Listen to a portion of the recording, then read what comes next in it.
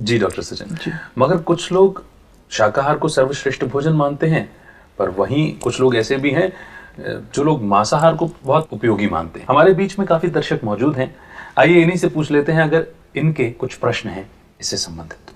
नमस्कार, मेरा नाम लव है, मैं दिल्ली से हूँ। मेरा क्वेश्चन ये है कि मैं रोज़ जिम जाता हूँ, शरीर का स्टेमिना बढ़ाने के लिए मैं मांसाहार लेता हूँ, तो क्या ये सही है? जी, आप जिम जाते हैं और आपका लक्ष्य है कि आपका शरीर शक्तिशाली हो।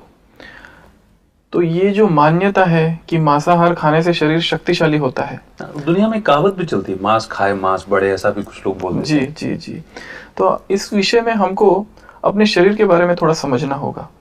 देखिए, जो मनुष्य का जो शरीर है वो इस तरह की उसकी बनावट है कि हमारे अंदर जो प्रोटीन है और जो पशुओं में जो प्रोटीन है, इसमें बहुत विसंगति है। ये जैसे कि वो प्रोटीन हमारे शरीर को सूट नहीं करता है।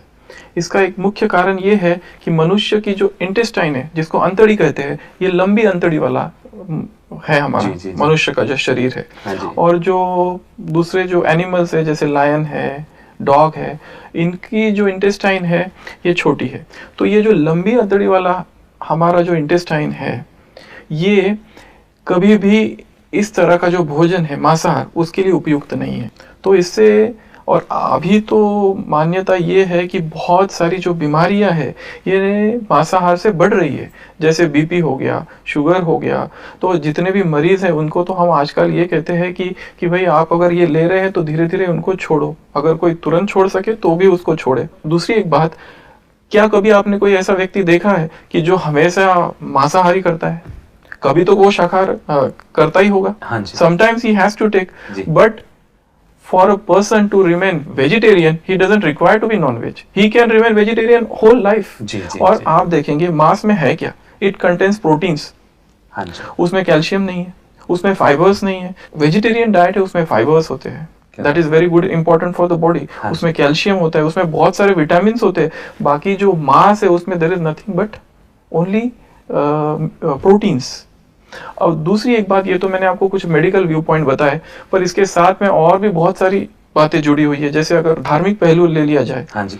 तो किसी भी व्यक्ति की हत्या करना हाँ जी। दया धर्म का मूल कहा जाता है भारतीय संस्कृति में। यहाँ तक तो ये वो संस्कृति है जहाँ पर एक चींटी को मारना भी पाप समझा जाता है भारतीय सभ्यता में। किसी भी जीव की कि हत्या करना, किसी भी जीव की हत्या करना ये तो पाप समझा जाता है। अच्छा चलो, कभी आपने उन जानवरों को देखा है कि जिनको अभी मारने जाने वाले हैं, किस प्रकार के भाव उनके अंदर होते हैं? उनकी वो चीख, उनकी वो पुकार, उनका वो दर्द, उनकी वो वेदना। आपने कभी उस गाड़ी को देखा है कि मुर्गी वाली गाड़ी, जाली वाली गाड़ी होती है, अंदर बहुत सारे मुर्गे होते हैं, कि उनको लेके जा रहे जाते हैं। वो मुर्गियां आप देखेंगे अपनी चोंच बाहर निकाल रहे हैं, जैसे कि दर्द है उनमें। ने एक रिसेंटली जापान में क्योटा करके एक जगह है, वहां पर बहुत बड़ी एक इंटरनेशनल कॉन्फ्रेंस हुई थी, क्योटा प्रोटोकॉल जिसको कहते हैं। वहां पर व्हाट दे हैव कंक्लूडेड कि ये जो ग्लोबल वार्मिंग जो हो रही है उसका एक रीजन उन्होंने नॉन वेजिटेरियन डाइट बताया है। और भी इसमें बहुत सारी चीजें हम बता सकते हैं, परंतु सबसे मुख्य तो ये है कि जैसे मैंने पहले भी कहा कि जो खाना है उसमें आप देखो, जब जानवरों को मारा जाता है तो उसके जो भी दुख, दर्द, पीड़ा, वेदना, वो सारे वाइब्रेशंस उस भोजन में जा रहे हैं और वही हम खा रहे हैं।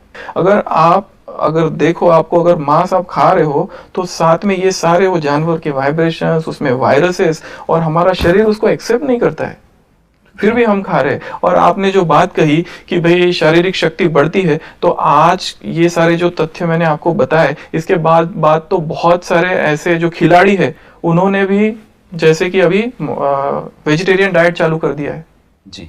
तो इस तरह से मांसाहार से तो बहुत नुकसान ही है। मैं तो कहूंगा इससे जितना जल्दी हो सके हमें छूटना चाहिए, और जितना जल्दी हो सके, क्योंकि हमारे जीवन का लक्ष्य क्या है?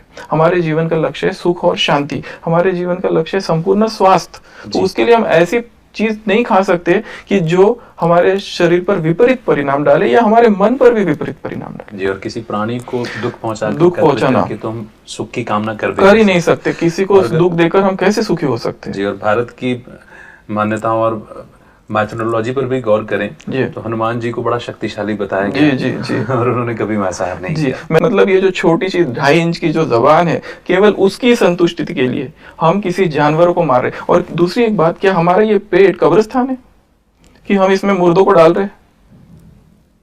तो ये सोचने की बात है। मैं चाहूंगा कि anything that moves, that flies, that swims, that walks, we don't eat. ये हमारी संस्था का परहेज है। दोस्तों, खान-पान से और परहेज से संबंधित इतनी अहम और नई जानकारियां हमें मिल रही हैं और मांसाहार शरीर के लिए अनुपयुक्त है, ये तो हमने कभी सोचा ही नहीं था। बस औरों को देखा और फॉलो करते चले गए।